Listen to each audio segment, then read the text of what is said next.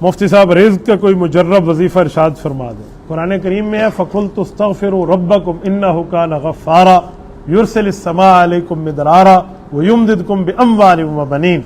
فرمایا تم استغفار کرو گے اللہ تمہیں نہریں بھی دے گا، پانی بھی دے گا، بارش بھی دے گا، اولاد بھی دے گا، رزق بھی دے گا. یہ سورۃ نوح پارہ نمبر 29 سورت کا پہلا رکوع ہے. یہ رب کریم نے ہم فرمایا.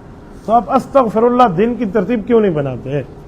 ہمارے نبی پاک صلی اللہ علیہ وسلم 70 مرتبہ ایک دن میں استغفار پڑھتے تھے. استغفر اللہ 70 مرتبہ. تو یہ 70 مرتبہ روزانہ کی بنیاد پہ آپ پڑھنا شروع کر دیں، رزق بہترین ملے گا. مغرب سے عشاء کے درمیان مغرب کی نماز کے بعد سورت واقعہ کا اہتمام کریں. آپ بھی پڑھیں، آپ کے بچے پڑھیں، گھر والے پڑھیں. 3 رکوع کی سورت واقعہ. گھڑی پہ دیکھ کے 3 منٹ لگتے ہوں گے، آپ پڑھ سکتے ہیں سورت واقعہ. خلیفہ وقت نے حضرت عبداللہ بن مسعود رضی اللہ عنہ کو فرمایا کہ آپ کے لیے کوئی انتظام کر دیں، ہم آپ کی تو بچیاں ہیں، کوئی انتظام کر دیں آپ کے لیے. کہا جی نہیں. کہ آپ کو رزق نہیں چاہیے؟ کہ جی چاہیے. تو آپ کے لیے اسلامی حکومت بند ہو پائے گا. کیسے ہو سکتا ہے کہ مجھے میرے نبی نے چیز کا حکم دیا اور میں وہ کروں اور میرا رزق نہ ہو؟ کہ وہ کیا؟ کہ مجھے حضور علیہ السلام نے فرمایا مغرب کے بعد سورۃ الواقعہ اذا وقعت الواقعۃ لیس لوقعتها، یہ سورت پڑھ لو، رزق آپ کے اوپر چھن چھن کے برسے گا. میں ایسے ایسے افراد کو جانتا ہوں، آپ حیران ہوں گے، جنہوں نے مجھے کہا کہ حضرت ان دنوں میں نے سورت واقعہ چھوڑ دی ہے. میں نے کہا کیوں؟ کہ رزق زیادہ ہو گیا. میں نے کہا خدا کے بندے، رزق کو تم صرف پیسہ سمجھتے ہو، رزق میں خوش قسمتی بھی ہے، رزق میں خوش نصیب اولاد بھی ہے، رزق میں برائیوں سے بچنا بھی ہے، تکلیفوں سے محفوظ بھی ہے، یہ بھی رزق ہے. اچھا پھر اسے شروع کر دی.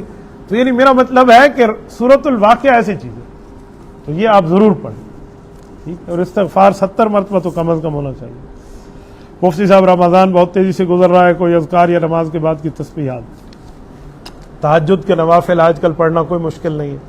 سحری میں آپ اٹھے ہوئے ہوتے ہیں، 8 رکعت ہے، 2 رکعت کر کے پڑھ لیں، یا کم از کم 2 ہی تو پڑھ لیں یار. اشراق تھوڑی مشکل ہے، صبح کے بعد سونا ہوتا ہے آج کل لوگوں نے، لیکن اشراق پڑھ لیا کریں. چاشت 2 رکعت نماز نفل ہے، 10 بجے کے لگ بھگ، 9:30 10 کے لگ بھگ. ٹھیک ہے، 2 رکعت پڑھ لیں. مغرب کے بعد اوابین ہے، 12 رکعت ہے، آپ 2 پڑھ لیں یار، کچھ تو پڑھ لیں. ٹھیک ہے، یہ ترتیب اپنی رکھیں نا. نوافل آپ یہ کیوں نہیں پڑھتے؟ رمضان میں ایک نفل کتنا ثواب ہے؟ فرض کے برابر. ایک فرض گویا آپ نے پڑھا ایک نفل پہ. تو اب 2 رکعت نماز نفل پڑھیں تو کتنے ہو گئے؟ 140 رکعت نماز نفل آپ کے بن جائیں گے. تو یہ تو آپ ترتیب رکھ لینا. تو یہ چیزیں مشکل نہیں ہیں. باقی رہ گیا رمضان تیزی سے گزر رہا ہے تو وہ ایسے ہی گزر جائے گا. بھائی ہم اپنے آپ کو دیکھیں ہم نے کتنا نہیں کیا یا کتنا کیا آج تک نہیں کیا، تو ابھی ہمت کر لیں، ابھی بھی تو وقت باقی ہے، اس کو شروع کر لیں. ہونا چاہیے یہ چیزیں. اور تسبیحات میں نے پہلے دن آپ کو بتایا تھا کہ نبی علیہ الصلوۃ والسلام نے 4 چیزوں کی بات فرمائی ہے کہ 2 سے پناہ مانگیں گے اور 2 کی کثرت کریں گے. جن 2 سے پناہ مانگیں گے ان میں سے 1 سے پناہ مانگیں گے، ساری 1 سے پناہ مانگیں گے وہ جہنم ہے، اور 1 کا حصول مانگیں گے وہ جنت ہے. اور جن 2 چیزوں کی کثرت کریں گے وہ لا الہ الا اللہ اور استغفر اللہ. تو یہ تسبیحات آپ پڑھتے رہیں، آتے جاتے اٹھتے بیٹھتے آپ پڑھیں. صلاۃ التسبیح ہے وہ بھی پڑھیں. مفتی صاحب رمضان میں اگر عشاء کی نماز کسی کام کی وجہ سے رہ جائے کس وقت پڑھیں؟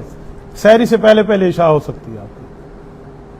ٹھیک، بہتر ہے کہ آپ اس وقت پڑھ لیں، لیکن آپ سے مجبوری میں رہ گئی ہے سحری سے پہلے پہلے آپ عشاء بھی پڑھ سکتے ہیں، تراویح بھی پڑھ سکتے ہیں، پھر اس کے بعد آپ وتر بھی پڑھ سکتے ہیں.